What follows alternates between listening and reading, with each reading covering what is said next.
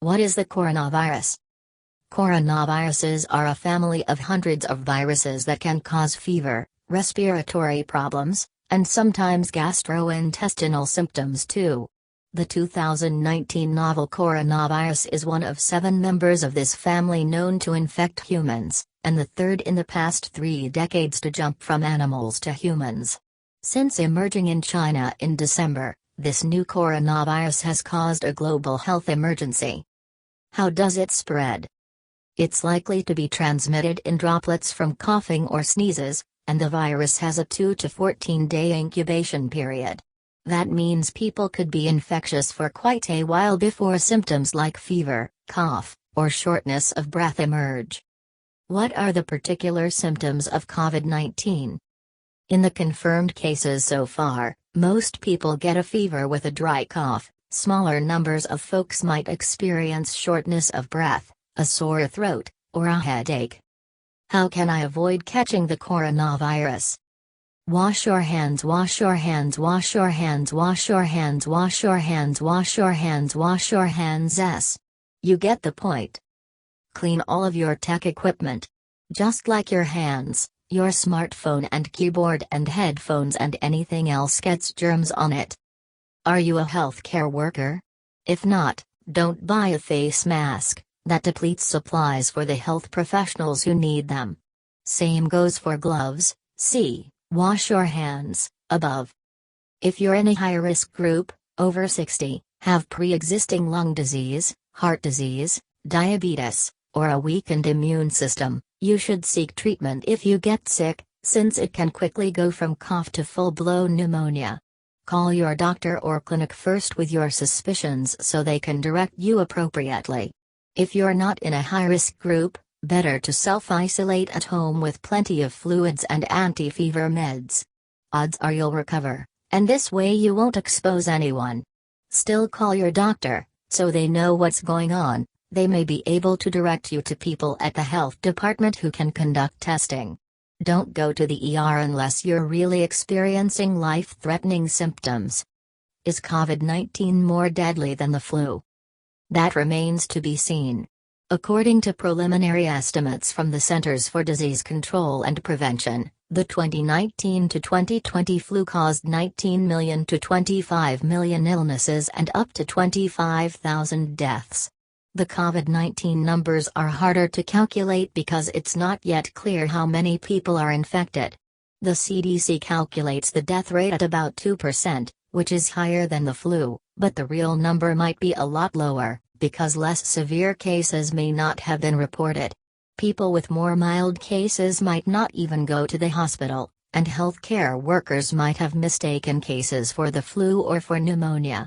If epidemiologists count only the most severe cases, the death rate will look higher because a higher proportion of those patients die, so that might not offer an accurate reflection of reality.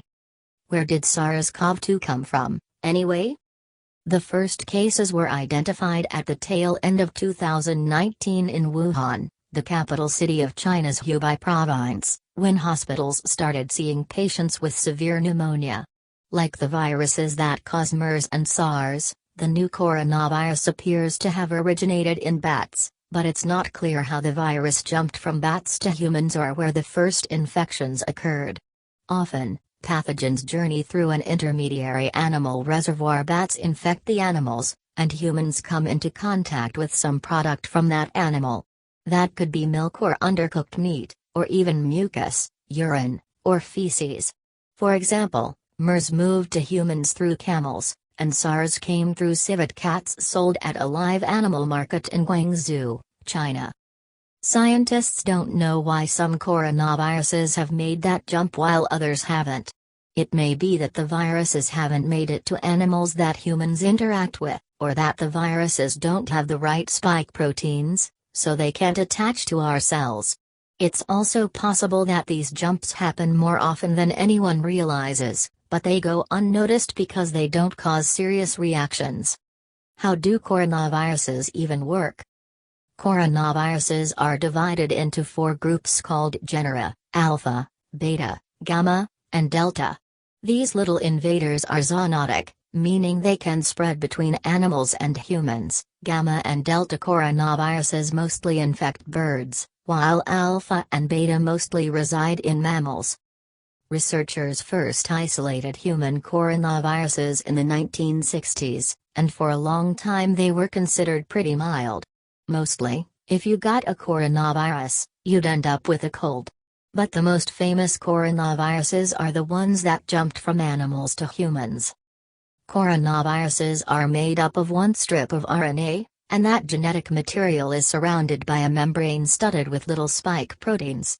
Under a microscope, those proteins stick up in a ring around the top of the virus, giving it its name. Corona is Latin for crown. When the virus gets into the body, those spike proteins attach to host cells, and the virus injects that RNA into the cell's nucleus, hijacking the replication machinery there to make more virus.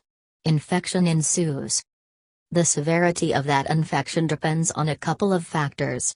One is what part of the body the virus tends to latch onto. Less serious types of coronavirus, like the ones that cause the common cold, tend to attach to cells higher up in the respiratory tract, places like your nose or throat. But their more gnarly relatives attach in the lungs and bronchial tubes, causing more serious infections. The MERS virus, for example, binds to a protein found in the lower respiratory tract and the gastrointestinal tract, so that, in addition to causing respiratory problems, the virus often causes kidney failure. The other thing that contributes to the severity of the infection is the proteins the virus produces.